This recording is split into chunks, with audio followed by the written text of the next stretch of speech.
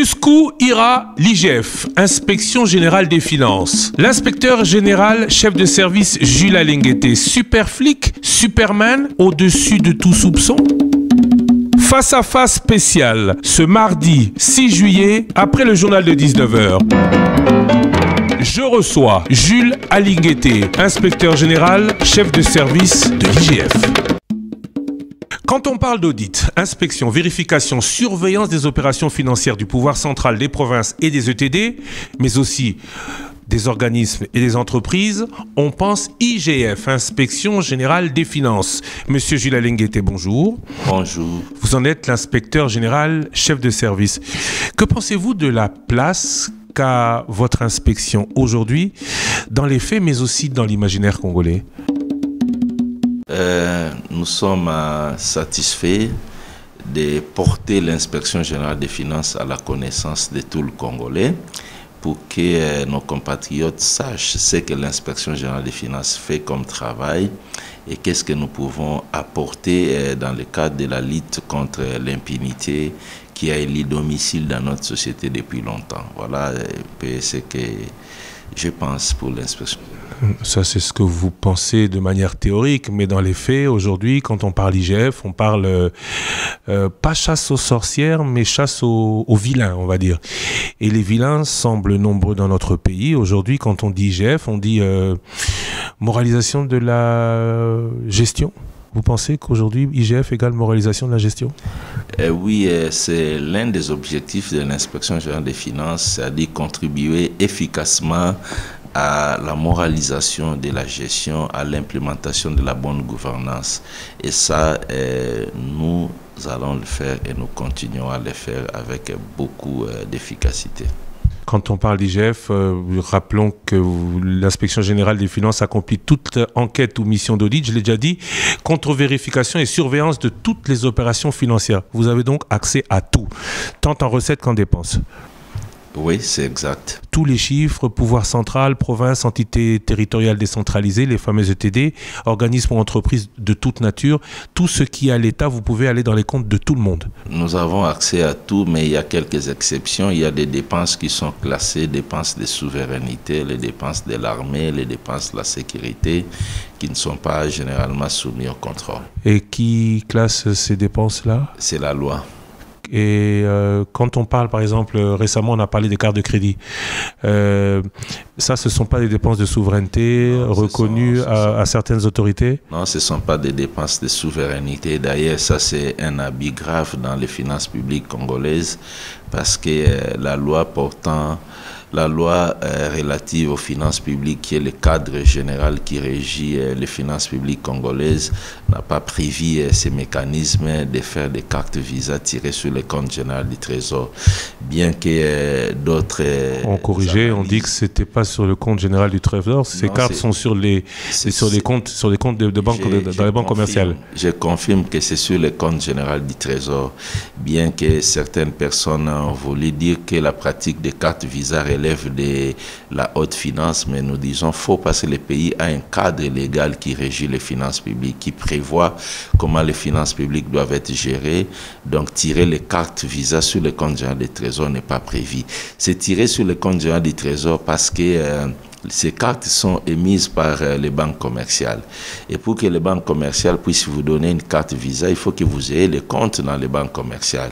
C'est la Banque centrale qui a les comptes dans les banques commerciales. Voilà pourquoi le Trésor public est passé via la Banque centrale pour avoir des cartes dans les banques commerciales. Et quand les comptes dans les cartes, pardon, dans les comptes des banques, de la Banque centrale, une fois les utilisateurs occasion de dépenses, la Banque centrale est débitée et la Banque centrale à son tour débite automatiquement le compte général du Trésor. Donc, passer par le compte de la Banque centrale n'est qu'une voie pour arriver au compte général du Trésor. Le véritable compte qui supporte ces dépenses, c'est le compte général du Trésor.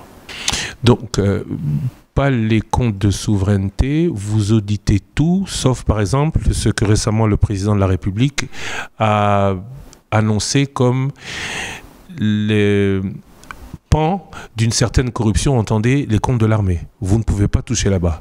Oui, il y a par exemple les dépenses de sécurité, les dépenses de l'acquisition des armes, des équipements militaires. Il y a globalement, on peut prendre ça. Les salaires des militaires? Non, les salaires des militaires n'est pas classé secret défense. Nous pouvons contrôler et d'ailleurs nous sommes en train d'envisager un grand contrôle sur la paye de tous ceux qui sont pris en charge par le budget de l'État. Là, il n'y a aucun secret défense. Ce qui est secret, c'est que nous ne pouvons pas contrôler, nous pouvons pas contrôler et divulguer, c'est au fait les dépenses de sécurité et les dépenses de l'armée. Vous pouvez auditer les comptes de la présidence de la République? Oui, nous auditons les comptes de la présidence de la République. Pour le moment d'ailleurs, nous sommes en train de faire un travail au niveau de la présidence de la République pour recenser les effectifs et regarder de quelle manière ces effectifs sont payés. Les gens ne sont pas informés pour ça. Nous sommes en train de faire ce travail. On doit rappeler que vous émanez, ou vous êtes aujourd'hui un service de la présidence de la République. Non, nous ne sommes pas un service de la présidence de la République. Rattaché. Nous sommes un service public qui dépend de l'autorité sous la tutelle du président de la République ou de la présidence? Non, nous sommes un service public rattaché à l'autorité directe du chef de l'État. Il faudra que j'explique un peu pour que les gens comprennent. C'est-à-dire, les inspections générales des finances par le monde, les rattachements administratifs dépendent des niveaux de la prédation, des niveaux de corruption, les niveaux de détournement que chaque pays a atteint. Il y a des pays où l'inspection générale des finances dépend du ministre des Finances, il y a des pays où elle dépend du Premier ministre, il y a des pays encore où ça dépend du président de la République. Dans des pays où la bonne gouvernance a atteint des niveaux très élevés comme la France, la Belgique, les ministres des Finances n'a pas trop d'efforts à faire dans le cadre de la gestion des finances publiques et il est la personne qui donne l'impulsion. À ce moment-là, l'inspection générale des finances peut être placée sous l'autorité directe du ministre des Finances et ça devient au fait un organe du ministre des Finances pour contrôler tout ce que les autres sont en train de faire. Dans des pays où le ministre des Finances est fortement impliqué dans la gestion des finances publiques qui constituent les champs de contrôle de l'inspection, comme RDC, on a tendance à amener l'inspection au niveau de la primature pour lui donner une grande indépendance dans l'exercice des missions de contrôle. Et dans d'autres pays, l'inspection générale des finances relève de l'autorité du chef de l'État, comme en Tanzanie. Les résultats réalisés dans la lutte contre l'impunité en Tanzanie, c'est notamment avec l'inspection générale des finances, qui est appelée là-bas vérification générale des comptes de l'État. Donc ça dépend de chaque pays. Donc ici chez nous, compte tenu des niveaux des antivaleurs dans les finances publiques, le président Kabila a estimé en 2019 amener l'inspection générale des finances au niveau de la présidence ou au niveau de son autorité directe. C'est lui qui a fait de l'inspection générale des finances un service relevant de l'autorité directe du chef de l'État. Alors moi, je voudrais savoir comment vous fonctionnez. Vous vous autosaisissez de certains comptes ou vous œuvrez selon des ordres de mission qui vous sont donnés par le président de la République? Vous avez dit pas la présidence, hein, vous avez dit le président de la République. Nous faisons un programme d'action au début de l'année. Un programme d'action, nous disons voilà ce que nous voulons contrôler. Parce que nous sommes saisis par beaucoup de compatriotes sur des faits de détournement, de malversations. Les dossiers arrivent à l'inspection générale des finances. Nous-mêmes, nous connaissons le fonctionnement des finances publiques congolaises. Nous faisons un programme au début de l'année. Nous disons voilà ce que nous voulons faire pour cette année. Et nous soumettons ces programmes d'action à l'approbation du chef de l'État. Donc c'est le président de la République qui dit oui, qui dit non. Il examine notre programme d'action, il dit ok, vous pouvez faire ça, ou je vous ajoute d'autres éléments que je trouve importants que vous pouvez faire. Lorsque ce programme d'action est approuvé, on nous les retourne et nous l'exécutons. Et pendant l'exécution, nous pouvons encore faire des missions urgentes qui tombent à la demande des autorités administratives, politiques et même judiciaires. Nous ajoutons ça à notre programme et nous évoluons. À la demande, vous travaillez aussi pour la justice ou vous amenez vos dossiers à la justice? Nous travaillons aussi pour la justice et nous amenons aussi les dossiers à la justice parce que bien que nous sommes Inspection générale des finances, services publics, nous avons la qualité d'officier de police judiciaire en compétences spéciales. C'est-à-dire la loi nous demande dans l'exercice de nos missions de contrôle, lorsqu'on découvre des faits infractionnels, que nous puissions les porter à la connaissance du ministère public pour lui demander d'envisager la possibilité d'instruire, d'enquêter sur ces faits. Donc nous avons ces volets-là, nous sommes officiers de police judiciaire en compétences spéciales, nous avons prêté serment et nous nous sommes engagés dans le cadre de l'exercice de notre fonction d'inspection générale des finances. Si nous découvrons des faits infractionnels, de les porter à la connaissance de la justice. Mais nous sommes prioritairement un service public. Vous portez à la connaissance de la justice après en avoir demandé autorisation auprès du président de la République? Non. Dans la communication des faits au niveau de la justice, lorsque nous exerçons nos missions, nous découvrons le fait de détournement, nous faisons une note d'OPJ en qualifiant les faits et nous demandons généralement... Au président de la République? Non, nous demandons à la justice directement. Donc vous ne passez pas, parce que vous dites que au début de l'exercice, vous faites un programme, vous l'apportez à la connaissance du président de la République, qui ajoute et qui retire. Oui. Le président peut donc vous dire pas là-bas? Non. Je dois vous dire sincèrement que depuis que nous sommes arrivés, le président de la République nous a reçus. Il nous a demandé de faire notre travail en respectant les lois et règlements de la République, de les faire en dehors de toute pesanteur et en toute indépendance. Voilà les recommandations que le président de la République nous a données. Oui, mais ma question c'est, est-ce que le président de la République peut vous dire pas là? J'arrive. Il nous a dit que nous voulons que l'inspection générale des finances contribue au fait aujourd'hui à l'implémentation de la bonne gouvernance. Et depuis que je suis là, en tout cas le président de la République ne m'a pas dit de ne pas toucher ici ou là-bas. Non, ma question c'est pas l'a-t-il déjà fait, mais peut-il le faire? Est-ce que vous suivrez l'instruction, puisque vous dites que vous relevez du président de la République, est-ce que vous suivrez l'instruction du président de la République? Ne touchez pas au DG, ne touchez pas à cette société. Oui, nous avons reçu la semaine dernière dans Face à Face le conseiller principal du président de la République qui a parlé notamment du FPI. Et dont le souhait c'est, pendant qu'accord il y a pour la construction d'infrastructures dans le Grand Kasaï, de ne pas inquiéter les dirigeants du FPI. Nous relevons de l'autorité directe du chef de l'État. Donc, si nous faisons un rapport au chef de l'État à la fin de nos missions, le chef de l'État lit les rapports, il peut nous donner des orientations en disant, voilà, ok, j'ai lu les rapports, il y a ça, il y a ça. C'est notre autorité directe. Mais jusque-là, nous n'avions pas reçu une instruction d'aller dans l'un ou dans l'autre sens. Tout ce que nous avions reçu comme recommandation, faites votre travail dans le respect des lois et règlements de la République. Voilà comment on est en train de le faire. Je ne vais pas entrer dans les débats du FPI. Chacun a ses considérations. Pour l'inspection générale des finances, quand nous contrôlons, c'est de regarder est-ce qu'il y a mauvaise gestion, il y a des faits de détournement ou pas. Lorsqu'il y en a, l'inspection générale des finances se limite à dire il y a mauvaise gestion, il y a des faits de détournement, le reste, ce n'est pas notre problème. À dire à qui on va y arriver. Pourquoi je pose la question? Parce que vous avez, il y a quelques mois, condamné la gestion de certains ministres. L'un est aujourd'hui en prison, l'autre... on ne sait même pas quelle suite a été réservée à tous les faits que vous avez énoncés. Je cite Willy Bakonga, le ministre de l'EPST, et je cite le docteur Eteni Longondo. Pourquoi deux poids, deux mesures? Bon, monsieur Christian, voilà le travail de l'inspection. La mission Covid, pour votre information, c'est le chef de l'État qui était très préoccupé par les questions des Congolais, parce que vous savez, à l'époque, quand la maladie est arrivée chez nous, il y a eu beaucoup de problèmes soulevés par les Congolais. Le chef de l'État était inquiet. Il a demandé un jour, mais Inspection générale des finances, pourquoi vous ne vérifiez pas les allégations de détournement des fonds Covid? Et voilà comment on y est entré là-dedans. À la demande du président de la République. En tout cas, le président de la République nous a posé la question, pourquoi les gens disent qu'il y a détournement des fonds Covid et vous n'enquêtez pas sur ça. Donc, nous avions pris ces problèmes, nous avions enquêté.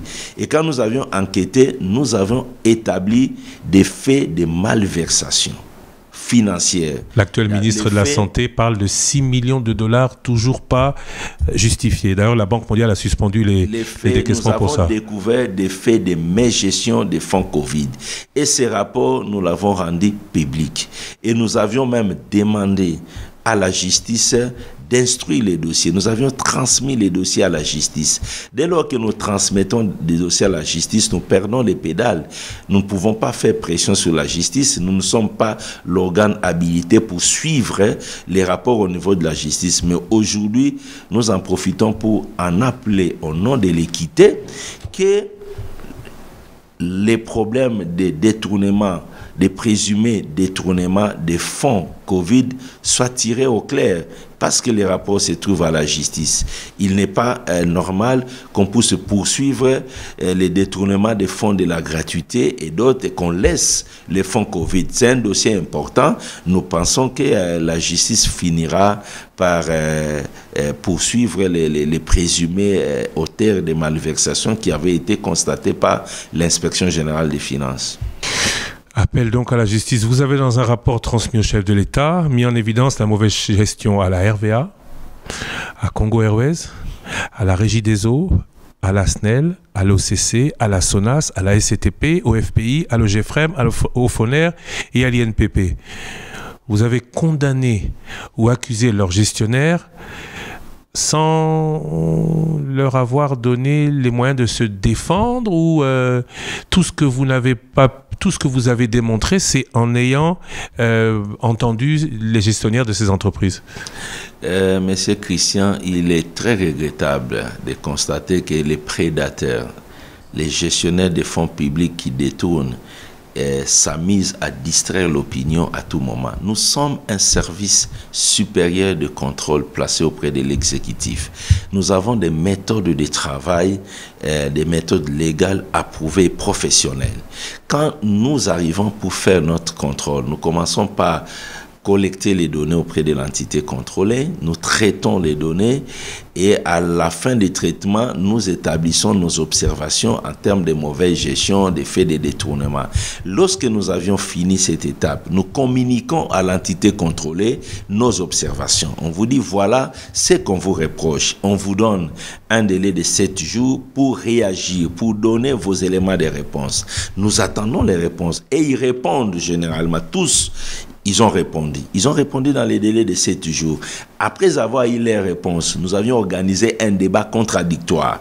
Nous les avons invités à l'inspection générale des finances autour d'une table avec leur staff. Voici les faits dont on vous reproche. Voici vos éléments de réponse. Maintenant, on en discute face à face. On est passé point par point, on a discuté. Nous les avons écoutés.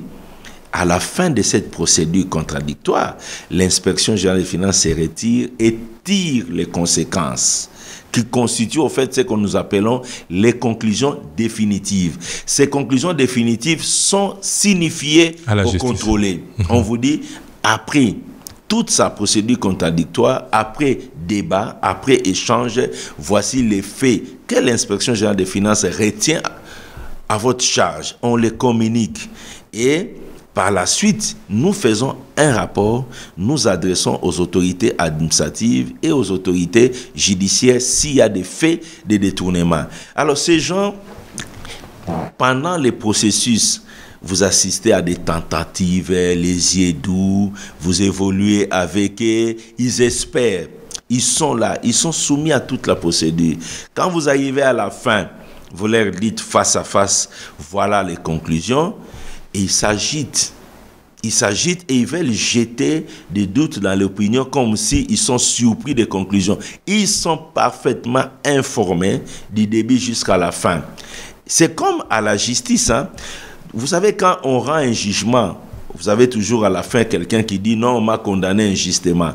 Les prédateurs, les détourneurs, je les dis toujours, c'est comme les voleurs que vous trouvez au marché central et tout, ils ont les mêmes réactions. Même quand vous les attrapez en flagrant délit, ils s'agitent toujours pour tenter de ne pas reconnaître les faits. Les conclusions de l'inspection générale des finances sont inattaquables. Je vous dis inattaquables. C'est-à-dire inattaquable on ne peut pas démontrer qu'il y a dol ou erreur ou défaut dans vos conclusions. Je ne le dis pas inattaquable du point de vue du droit, mais c'est inattaquable vis-à-vis d'eux parce que nous avions respecté la procédure, ils étaient parfaitement informés, on leur a dit de quoi on les reproche, ils ont répondu, leur réponse n'était pas convaincante et on leur dit voilà, après avoir longuement échangé, nous retenons à votre charge tel fait. Sur le plan de la procédure, ces conclusions sont inattaquables. Mais sur le plan judiciaire, c'est la justice qui est seule habilitée à rendre les conclusions définitives à charge de quelqu'un. Entre-temps, vous les avez traités de détourneurs? Non, nous, dans nos rapports, nous parlons de présumés détournements. Mais quand nous parlons de présumés détournements. Mais dans vos déclarations, quand vous dites que ceux qui ont volé se retrouvent dans le Parlement, Sénat et Assemblée nationale où ils sont partis chercher immunité, vous ne parlez pas de présumés voleurs, vous parlez de voleurs, de détourneurs. Oui, là, je ne parlais pas particulièrement des entreprises du portefeuille de l'État. Je parlais dans un cadre général. Ce qui se constate, au fait, dans les finances publiques congolaises, les personnes qui ont été placées au poste de responsabilité de gestion, lorsqu'ils commettent des abus, leur réflexe à la fin de leur mandat, c'est de se retrouver dans des institutions où ils peuvent avoir protection. C'est normal. C'est normal. Ce n'est pas une accusation directe pour telle ou telle personne. Non, nous avons... Quand vous parlez, par exemple, de Bokanga Lonzo, même si vous ne citez pas de nom, vous ne pensez pas à quelqu'un en particulier? Non, pour nous, nous n'avons pas épinglé quelqu'un. Nous étions tout simplement stomaqués, étonnés de constater que le pays a perdu autant d'argent et qu'il n'y a personne qui voulait rendre les comptes. Nous avons voulu tout simplement qu'on nous explique comment on est arrivé à une telle débâcle. Christian retenait que le Congo a connu son premier budget en termes de milliards en 2010. Mobutu, le président Mobutu, excusez-moi, n'a eu à gérer, ou avec ses gouvernements, ils n'ont eu à gérer que des budgets de 500 millions, de 800 millions. Le premier budget en termes de milliards, nous l'avions eu en 2010. Donc c'est autour des années 2010 qu'on a commencé à 1 milliard, 2 milliards, 3 milliards. Aujourd'hui, on est autour de 6 milliards. C'est-à-dire prendre près de 300 millions dans un budget de 3 milliards, c'est-à-dire 10% du budget. Et jeter de cette manière-là, il y a quand même des explications. Nous avions voulu comprendre comment on est arrivé là pour que nous puissions tirer les leçons du passé pour mieux envisager l'avenir. Tout simplement ça. Donc, nous avions dit aux Congolais propriétaires des fonds publics que Bokanga Lonzo est une débâcle incroyable, inexplicable. Aujourd'hui, aller à Bokanga Lonzo, voir ce qui se passe. Je précise que Bokanga Lonzo était un parc agro-industriel. Vous êtes intellectuel. Ce n'est pas une ferme agricole. C'est un parc agro-industriel. C'est pour cela qu'on a prévu 400 millions de dollars pour ça. Aller à Bokanga Lonzo, ça ne reflète pas 400 millions de dollars. Ça reflète combien? Regardez tout d'abord la production aujourd'hui à Bokanga Lonzo. Oui, mais les 400 millions, des enquêtes que vous avez fait, des 400 millions investis, selon vous, combien ont été réellement investis dans ce parc? On a réellement investi 297 millions de dollars sortis, retracés avec des titres de 297 millions, mais combien sont vraiment rentrés dans ce projet, selon vous? Aujourd'hui, quand nous avions fait l'inventaire du projet, l'inspection générale des finances, nous avions évalué l'existant autour de 80 millions en termes de bâtiments, tout ce qu'on a trouvé là-dedans, et surtout les gros dans les 80 millions, c'est la ligne électrique qui a coûté 40 millions de dollars, et le reste, 40 millions, c'est dans les bâtiments, dans les autres infrastructures. Ce qui nous a conduit à dire, sur les 295 millions qu'on a sortis de Bokanga Lonzo, de 200 millions, l'État a perdu aujourd'hui près de 200 millions. Et nous avions tenté d'expliquer, selon l'inspection générale des finances, l'origine de cette perte. Il y a eu beaucoup de surfacturation, beaucoup de cas de surfacturation dans ces projets et beaucoup de fonds dont on n'a pas pu retracer à quoi réellement ça a servi. Mais nous ne voulons pas éternellement rester sur Boukangalonzo. Nous avons beaucoup de dossiers pour nous. Boukangalonzo est déjà terminé. C'est une affaire de la justice. Nous sommes sur un autre dossier. Aujourd'hui, nous en appelons à nos mandataires publics au respect des lois qui régissent les entreprises de l'État ainsi que les établissements publics. C'est notre combat que nous sommes en train de mener pour le moment. Donc, Boukangalonzo, pour nous, c'est un peu terminé. Donc, nous laissons les autres faire leur travail. Comme vous le dites à ces entreprises publiques, RVA, Congo Airways, Regideso, SNEL, OCC, SONAS, SCTP, FPI, OGFREM, FONER, INPP. Pourquoi seulement ces entreprises? Est-ce que d'autres sont auditées?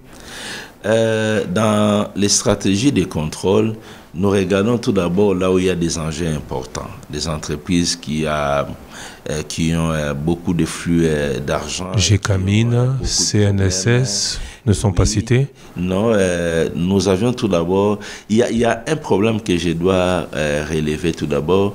Quand je suis arrivé à la tête de l'inspection générale des finances, l'inspection générale des finances disposait de 60 inspecteurs disponibles pour faire des missions.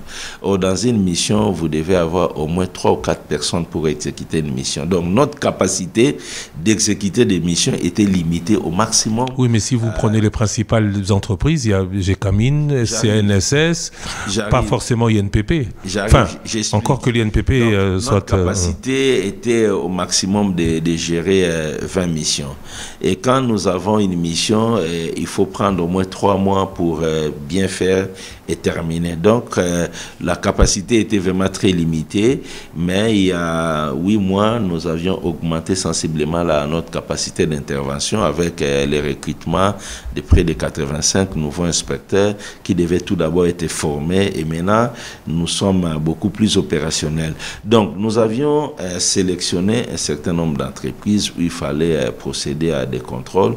Pour le moment, les contrôles sont étendus à la GECAMINE, SNCC et tout le reste, l'OGFREM et tout le reste. Donc, cette semaine, donc, les inspecteurs vont se déployer dans le reste d'entreprises qui n'étaient pas encore contrôlées. Ce n'était qu'un problème d'effectifs qui était disponible à l'inspection générale des finances. La présidence a annoncé des mesures conservatoires par rapport à ces entreprises. Elle les a annoncées, puis plus rien. Ça, j'allais vous demander qui assure le suivi de ces rapports. Je suppose que c'est entre la justice et la présidence de la République. Le fait que ces mandataires soient toujours en poste, qu'ils aient toujours plein exercice de leur pouvoir, ça ne vous donne pas l'impression de faire du travail pour rien? Ouais, j'en profite pour lancer un appel pathétique à son Excellence, Monsieur le Premier ministre, chef du gouvernement, et aux membres du gouvernement concernés par ces dossiers. L'inspection générale des finances a rendu des conclusions définitives. Le chef de l'État, au cours d'un conseil des ministres, a demandé aux membres du gouvernement concernés de prendre des mesures conservatoires. Il est inadmissible, je dis inadmissible, 4 semaines après, que rien ne soit fait. Et il ne faudra pas que de telles attitudes puissent venir décourager les inspecteurs de finances qui font un travail aujourd'hui important. Il y a beaucoup de risques. Nous souhaitons vivement que les gouvernements accompagnent efficacement le chef de l'État dans sa vision et quand il y a une décision, que cette décision se matérialise. Ça, c'est vraiment un appel pathétique que nous sommes en train de faire. Nous sommes autant inquiets que vous, parce que nous ne comprenons pas pourquoi cette lenteur, pourquoi est-ce qu'il y a des pesanteurs. Mais vous devez savoir aussi, M. Christian, les prédateurs, les gens qui détournent les fonds publics, ils ont une stratégie. Vous regardez X qui a détourné, mais il n'est pas seul. Derrière lui, il a beaucoup de gens.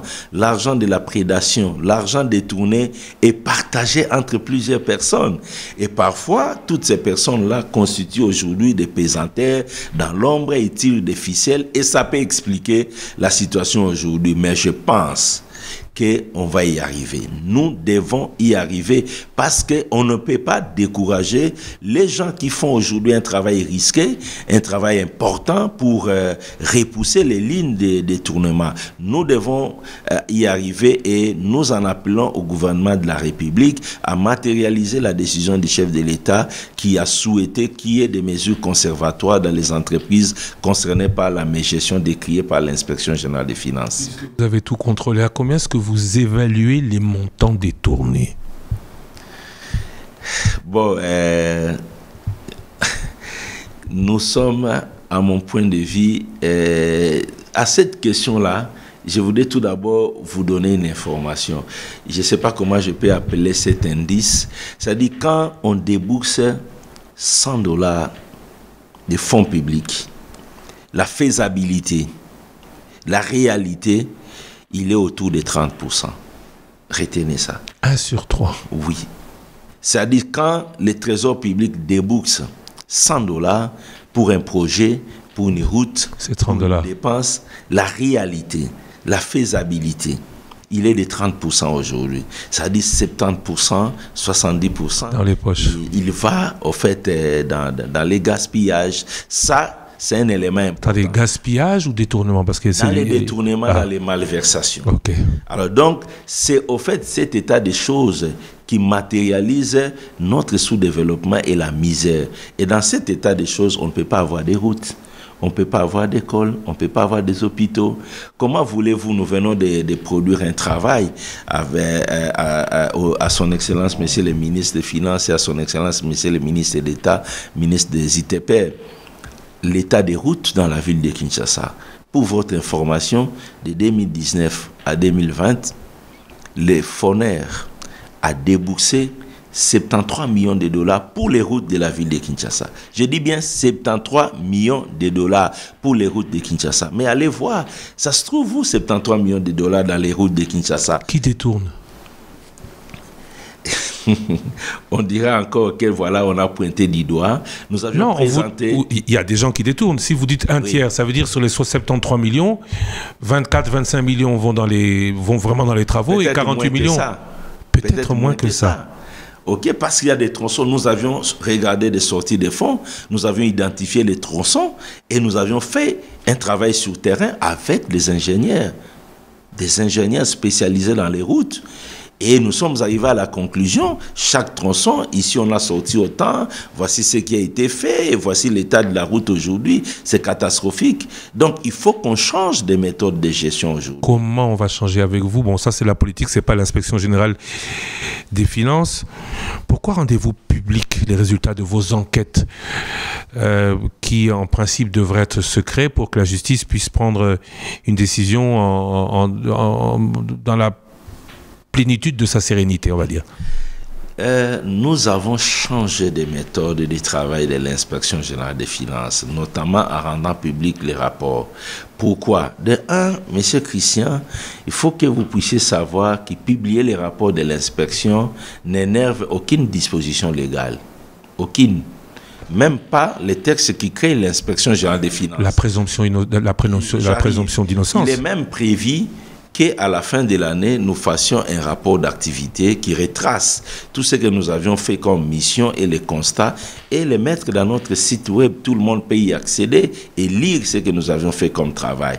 Donc, mais pourquoi nous avions opté pour la publicité ou pour communiquer sur les résultats de nos contrôles?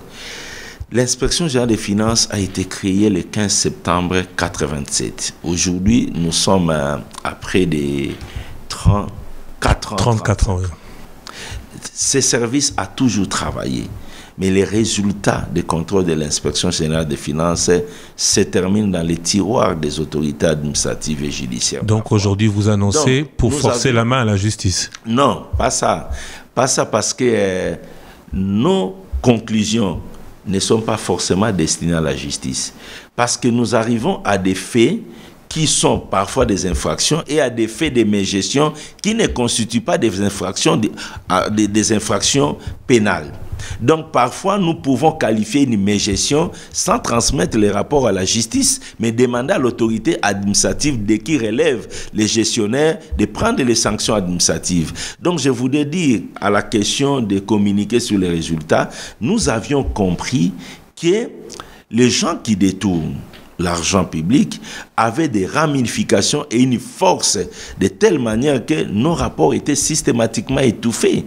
Nous nous sommes dit, il faut changer de méthode. Et nous en avions discuté avec son Excellence, Monsieur le Président de la République, le chef de l'État, qui est l'autorité directe de l'inspection. Il nous a dit, dans la mesure où vous n'énervez pas les dispositions légales, vous croyez bien faire en respectant les lois de la République, vous pouvez le faire. Pour moi, je ne vois pas de problème. Je vous ai dit de faire votre travail dans le respect des lois, de faire votre travail dans l'unique objectif que la bonne gouvernance s'installe dans la gestion des affaires publiques. Voilà pourquoi nous, on s'est dit, on change de méthode. Pourquoi nous avions changé aussi? Parce que les gens qui détournent, ils ont besoin d'une chose. Là, ils tiennent à ça, c'est la dignité. Ils veulent d'un côté voler l'argent de la République, de l'autre côté être considérés comme étant des dignitaires, comme étant des personnes respectables dans la société. Mais quand ils détournent, ils n'imaginent pas les dégâts qu'ils sont en train de causer. On n'a pas d'école, on n'a pas d'hôpitaux, on n'a pas de routes à cause des... Et ils veulent détourner l'argent, devenir des millionnaires sur les fonds publics et avoir une dignité. Nous sommes dit, il est important aujourd'hui, comme ils s'accrochent à leur dignité, il est important aujourd'hui que nous puissions donner les résultats de nos contrôles aux propriétaires des fonds publics. Les propriétaires des fonds publics, c'est le peuple. C'est l'opinion publique. C'est vous qui payez les impôts. Le peuple, vous payez les impôts et on doit vous dire comment cet argent est géré. Voilà pourquoi nous disons, après avoir terminé, vous vous posez la question, l'ego passe, l'argent part où? Vous nous posez la question, on vous répond, voilà comment l'argent des GOPAS est géré. Vous posez la question, tel fonds qu'on prélève, RLT, redevance logistique terrestre, nous vous répondrons, cet argent part où? Donc, nous répondons à la population qui est propriétaire des fonds publics, de quelle manière les fonds publics sont gérés. C'est ce qui inquiète. Voilà pourquoi... Non, c'est pas forcément une inquiétude, c'est juste que peut-être que vous violez la loi de la présomption d'innocence. Parce que nous prenons précaution de dire que nous avions contrôlé telle entité, nous avons trouvé des faits de détournement. Nous ne citons pas les gens. Okay. Et souvent, quand nous parlons qu'il y a des faits de détournement dans telle entité et tout, nous nous limitons là, c'est eux-mêmes qui s'agitent à gauche, à droite, et qui lancent les débats autour de ce que nous avions fait comme travail. Nous, on ne les cite pas. Nous savons notre métier, nous savons où nous limiter, mais nous voulons que la population sache qu'à tel endroit, on a mal géré les fonds publics, que la presse soit regardant, que la population puisse être regardant, et nous transmettons le dossier à la justice. Ce n'est pas pour faire pression à la justice, nous transmettons les dossiers, nous laissons la justice faire son travail. Il y a beaucoup de dossiers que nous avions transmis à la justice dont on n'en parle pas et dont nous ne demandons rien à la justice. Pourquoi? Nous avions fait notre part. Pourquoi deux poids, deux mesures? Pourquoi certains vous faites de la publicité et d'autres non? Parce que vous êtes sûr pour ceux-là qui vont être suivis des faits? Non, si nous nous mettons à communiquer sur tout, vous serez vraiment fatigué de notre communication. Parce que sur 10 missions aujourd'hui que nous effectuons, au moins 9 sont émaillés des faits de détournement, de corruption. Plus de 90% de la gestion publique est frauduleuse? C'est ce que vous êtes en train de nous dire?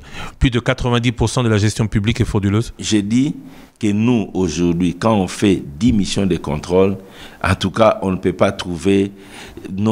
90% de nos missions de contrôle se soldent par des faits de mégestion et des faits de détournement. 90%. Parfois, c'est les 100%. C'est pour vous dire le niveau de la prédation financière que le pays connaît.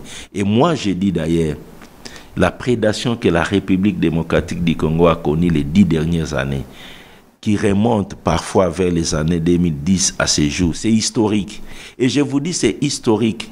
On a des détournements qu'en termes de millions de dollars. À tel point qu'aujourd'hui, quand nous avons un rapport d'un détournement de 100 000, de 150 000, c'est un détournement, ça nous préoccupe. Mais ce n'est pas classé en ordre utile par rapport à l'ampleur des dégâts que nous avons aujourd'hui en termes de millions. C'est comme si les gestionnaires publics qui détournent font une concurrence en termes de millions de détournements. C'est alarmant et c'est important aujourd'hui que tous les Congolais se mobilisent pour repousser cet état des choses dans notre société. Monsieur Jules Alinguete, vous êtes super flic, Superman, au-dessus de tout soupçon? Non, je suis super flic. Oui, super flic, oui, je le suis parce que je dirige l'organe supérieur du contrôle de notre pays, placé auprès de l'exécutif. Mais je suis un homme, je ne peux pas être... je suis aussi faillible comme tout être humain. Donc pas au-dessus de tout soupçon? Je ne sais pas de quel domaine vous parlez. Soupçon, êtes-vous incorruptible? Pour exercer cette mission de l'inspection générale des finances, il faut se mettre au-dessus de la corruption. Je mets à défi, je suis en direct, je mets à défi toute personne. Nous avons contrôlé, vous avez cité les entreprises, les comptes généraux du Trésor. Parce que vous dites, certains ont essayé. Je mets à défi. Et sur ce terrain-là, on ne nous aura pas. Vous n'avez étouffé aucune affaire? Non, pas du tout.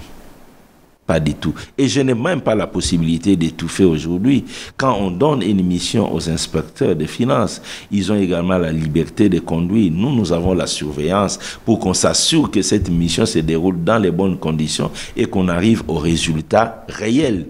Voilà. Certains Congolais vous diront, vous êtes à l'abri du besoin donc? À l'abri des besoins. Oui. Mais vous ne pouvez pas exercer les fonctions qui sont les nôtres si vous n'êtes pas à l'abri. On puisse vous mettre à l'abri des besoins. J'ai quand même un minimum pour vivre. Ça, le gouvernement nous le donne. J'ai posé récemment la question au président. À quel niveau de salaire vous êtes, vous, pour être autant à l'abri du besoin? En tant qu'inspecteur général des finances, j'ai 22 millions de francs congolais les mois. C'est retraçable au niveau du ministère du budget. J'ai 22 millions de francs congolais les mois comme rémunération globale et retraçable au niveau du ministère du budget, en dépit du fait que je peux également bénéficier des fonds secrets de recherche qui permettent aux services de chercher les informations fiables en matière de détournement pour bien orienter ses actions. Voilà.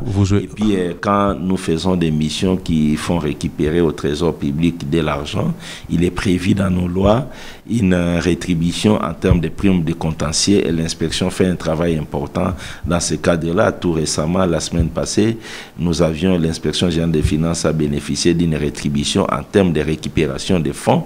On a récupéré près de 5 millions de dollars et nous avions bénéficié avec la DGDA de près d'1 million au profit des inspecteurs des finances. J'en suis aussi bénéficiaire. Et ça, c'est les lois de la République qui prévoient ça. Depuis peu, on parle de l'explosion des recettes. Est-ce que vous pensez que c'est parce qu'on produit mieux ou parce qu'on a peur de vous? Non, je ne peux pas m'attribuer l'explosion des recettes. C'est un travail collectif. C'est un travail collectif. Mais ce que je peux vous dire, l'année passée, l'inspection générale des finances a déclenché un combat contre les exonérations monnayées et fantaisistes ainsi que les phénomènes de compensation dans les finances publiques. Beaucoup ne nous ont pas cru quand il y a eu cette affaire. Nous avions dit qu'il fallait que nous puissions nous mobiliser pour mettre fin à ces exonérations illégales et mettre fin à des compensations et que par la suite on aura les résultats. Aujourd'hui, nous pensons que l'embellie des recettes qu'on a aujourd'hui, c'est la fin des exonérations et des compensations en est également pour quelque chose. Mais il faut reconnaître le travail très appréciable des régies financières, les responsables des régies financières ainsi que les agents et cadres de la DGI, de la DGDA et de la DGRAD ont compris également qu'ils devaient donner les meilleurs d'eux-mêmes pour la République. Ils se sont mobilisés et tous ensemble, les régies, l'inspection générale des finances, sous l'impulsion de son Excellence, Monsieur le ministre des Finances actuel, qui a vraiment une très bonne volonté d'accompagner le travail des régies et le travail de l'inspection générale des finances. Donc, nous nous sommes mis ensemble pour faire ce travail qui donne les résultats au niveau des recettes. Donc, c'est un travail de toute une équipe, les régies, l'inspection, les ministres des Finances en tête, tous ensemble. Voilà pourquoi on se réunit régulièrement pour arrêter des stratégies, pour évaluer et tout et tout. Bon, c'est un travail d'ensemble.